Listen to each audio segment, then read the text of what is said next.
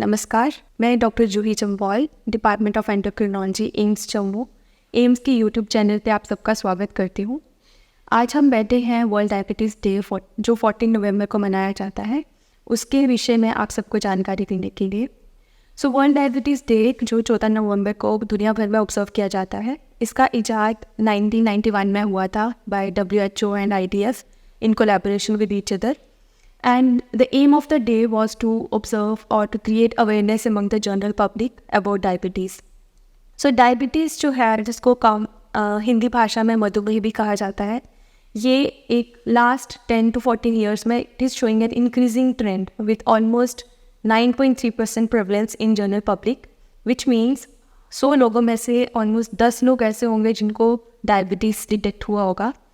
So the World Diabetes Day, which is 14 November, it is observed on the birthday of Sir Frederick Banting, who discovered, or actually he co-discovered insulin along with Sir Charles Best in 1922.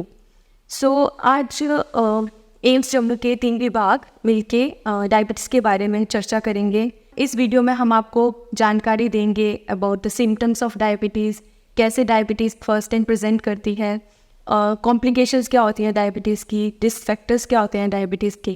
इस video में हमारे साथ बैठे हैं doctor Ritu, जो हैं assistant professor in department of general medicine at AIIMS Jammu, and doctor Tejaswini, जो हैं assistant professor in department of nephrology at AIIMS Jammu.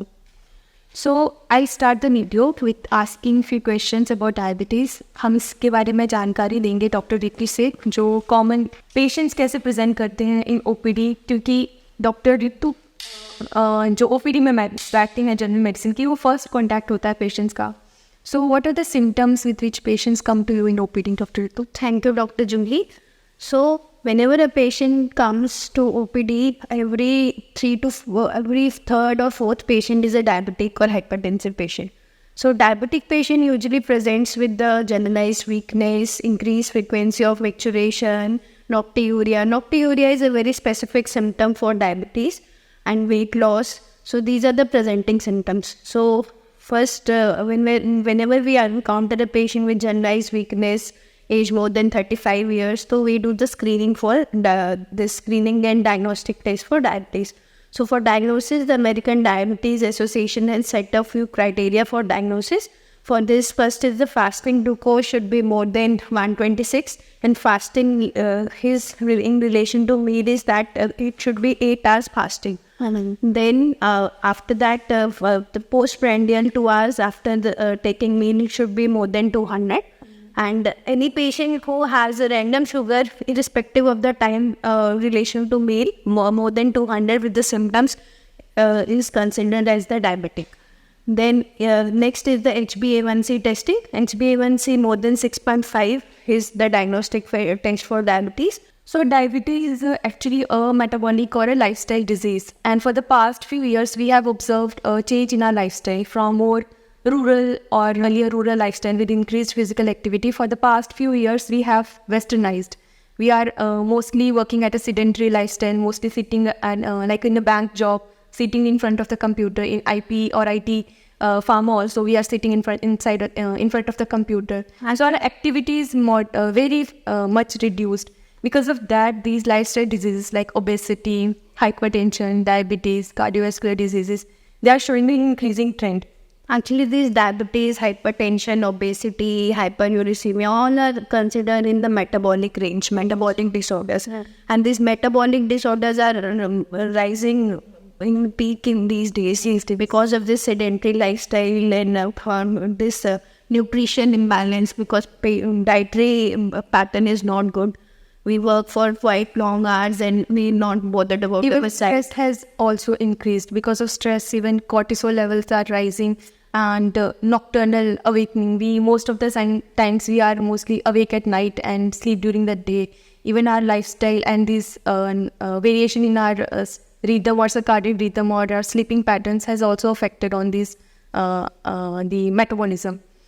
So also early it was observed that diabetes was considered as a disease of old age. Mostly we found we could find patients of diabetes coming at around 45-50 years of age.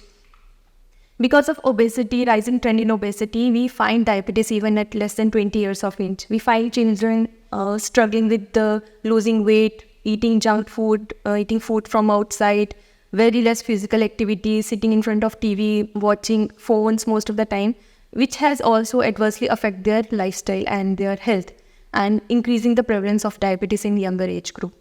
So risk factors of diabetes, beside having overweight, obesity, hypertension, some racial groups are also prone to develop diabetes, like African population, Hispanics. They are having high prevalence of diabetes. Other risk factors of diabetes are GDM. Even pregnant patients coming first time with diabetes is also very frequent nowadays, and it also increases the burden of diabetes in future. Then there are other risk factors like polycystic ovarian syndrome, which is also very prevalent, Very common among young females. They have come with oligomenorias, irregular cycles, so increasing the prevalence of diabetes later in their lives. So these are the risk factors of diabetes. So commonly symptoms of diabetes are weight loss. That is, mostly the patient comes with sudden loss of weight, involuntary weight loss over past 6 months. They have frequency of micturition, especially during the day and night, increased appetite, and still not gaining weight. So these are the few symptoms with which diabetes present. So coming to the complications of diabetes, Dr. Tejaswini from Department of Nephrology, she will enlighten us about the complications of diabetes. What are the complications? Yeah. Thank you, Dr. Juhi. In complication of diabetes, it is divided into two parts. One is your microvascular and the other is your major vascular complications. In your microvascular complications, these include diabetic retinopathy, diabetic neuropathy, and diabetic nephropathy. And your major complications, they include your cardiovascular complications or other your peripheral vascular disease. So talking about your diabetic nephropathy, it has been seen that almost 40% of the patients with diabetes, they'll develop the diabetic kidney disease. Diabetic kidney disease, we define that as the patients who have a history of diabetes, a long-standing diabetes for like 10 to 15 years, or patients who have uncontrolled diabetes, they start leaking protein in the urine, which is measured by your test of spot urine albumin creatinine ratio. That is that a certain amount of albumin start getting excreted in your urine with uncontrolled or a long duration of diabetes. Also, what are the risk factors for the progression of diabetes kidney disease? They are hypertension, obesity, uncontrolled diabetes, and certain non-modifiable risk factors like sex, ethnicity. It has been seen that diabetic kidney disease progresses more rapidly in patients who have uncontrolled blood pressure, who have uncontrolled diabetes, or are obese. And certain factors which are non-modifiable like males. Males have a high incidence of diabetic kidney disease as compared to females. And certain ethnic groups have been seen that they have a high incidence. So in order to prevent diabetic kidney disease, most important is that you get yourself screened first of all. Screening should be done. Patients who have a poor glycemic index in type 2 diabetes, there are two diabetes, one is type 2 and type 1. It is recommended that patients of type 2 diabetes, whenever they get diagnosed with diabetes, that very time only they should get themselves screened for urine ACR to see if there is any albumin getting excreted into your urine. And for type 1, it is recommended that after 5 years, you get yourself evaluated to see for your albumin excretion in the urine. And for prevention, recently there has been a recent advance in the prevention of the diabetic kidney disease.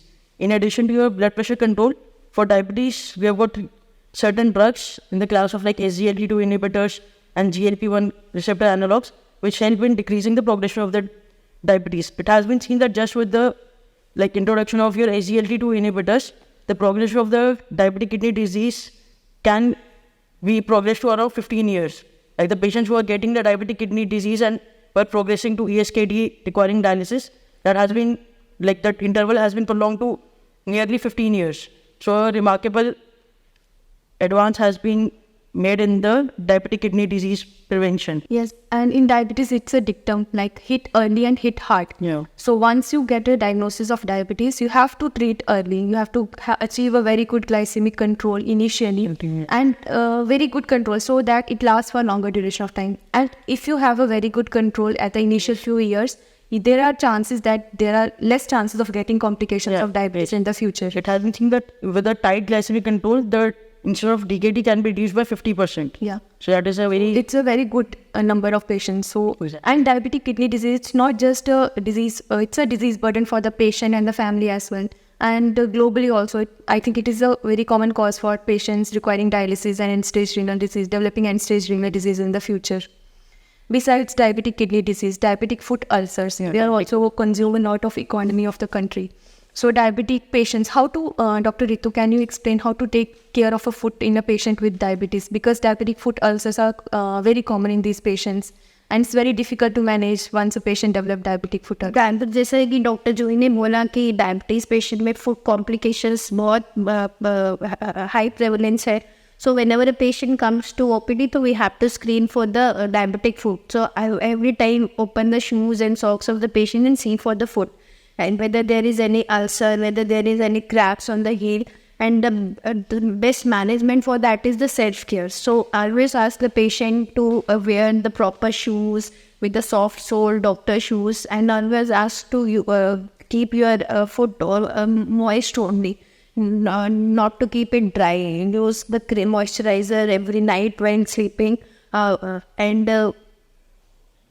So foot care is very important in diabetes. All patients in diabetes should examine their foot daily. They should, after getting up in the morning, they should check their foot, especially the spaces between the toes. These are the places which are very commonly get infected with fungal infections. So they should check their because the diabetic foot has a risk for leading to the amputation. Because amputation is a life-threatening morbidity for the patient. And despite diabetic foot, we have to screen for the fundus also, diabetic retinopathy. That is very common. That is the earliest sign complication in diabetic patient, because retinopathy is always associated with neuropathy and nephropathy. and it is very specific complications of It's a very specific complication. And for neuropathy, the patients many times come with that they are having weakness, they are having numbness, they are having tingling sensation. So we have to screen for the many patients first come that I have मुझे झुंझुनी नहीं होता, रात को सोते हुए नींद नहीं आता. And these are their presenting symptoms sometimes. And whenever we diagnose them and do the sugar level and HbA1c, they are diabetic. So they are many times these are the presenting symptom of the patient. So this year's World Diabetes Day, the theme of One Diabetes Day is diabetes and well-being. So once a patient receives the diagnosis of diabetes, since it is a chronic condition, it creates a fear among the patient. So, oh no, I have diabetes, now I have to cut down my sugars, now I have to check my sugars regularly, get samples done, I may develop complications of diabetes. So it creates a distress in the patient. And many times the quality of life, or many times the patients have the sugar impaired fasting glucose, not the diabetic range, pre-diabetic range.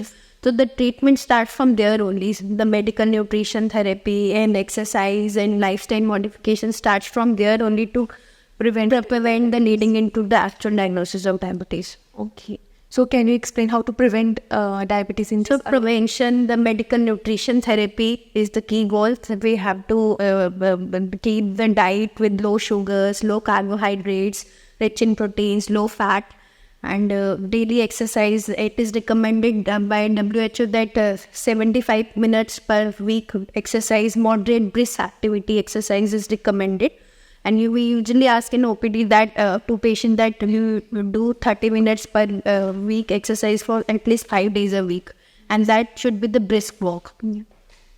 And diet also. Diet is very important in them. They should have a low carbohydrate diet, high protein diet. They should add or include proteins and these salads, fruits in their diet. Prolonged fasting is not recommended in diabetic patients. We have to ask them to take the foods intermittently, small ways, but very frequently. Thank you, Dr. Ritu, Dr. Tejaswini, for such an enlightening talk. And for our audience, अगर आपको ऐसे कोई भी symptoms लग रही हैं diabetes के, जैसे आपको वज़न कम हो रहा है या पेशाब बार बार आ रहा है या भूख ज़्यादा लगती है, तो आप अपने शुगर की जांच करवा सकते हो. आपकी शुगर की जांच अवेलेबल है एट एम्स जम्मू. आप कभी भी आके अपने शुगर की जांच करवा सकते हो. और ये याद रखें, अपनी लाइफस्टाइल और अपनी डाइट को मॉडिफाई करें. अपनी लाइफस्टाइल में फिज़िकल एक्टिविटी इंक्लूड करें, वॉक करें, हेल्दी खाएं. Thank you.